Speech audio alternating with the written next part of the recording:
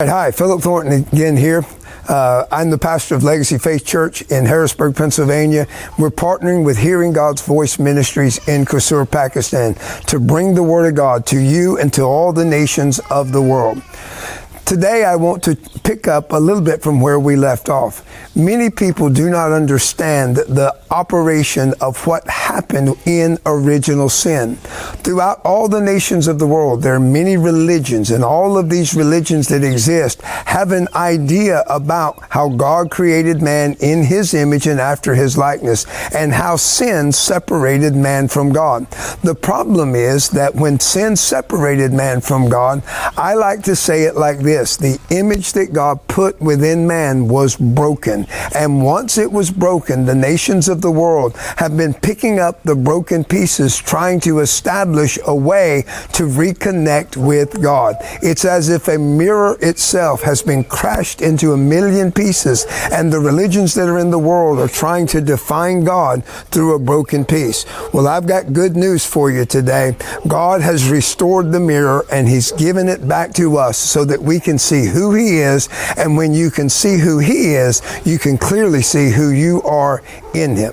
So as we understand this, the thing that happened when Adam committed sin in the Garden of Eden, he committed treason against the kingdom of heaven. When he committed treason against the kingdom of heaven, he yielded the dominion that God had given him. The dominion that God had given mankind was God's perfect plan for man throughout the entire earth. It's really not that difficult. It's pretty simple. God created man in His image and after His likeness. God rules from the heavens. Men He put in the earth, and the earth realm, the earth systems, God gave to the children of men. Well, mankind walked with God. We don't know how long, but when sin occurred, it was as if man took the dominion that God gave him and gave it over into the powers of darkness, or into the hand of Satan, Lucifer, the deceiver himself.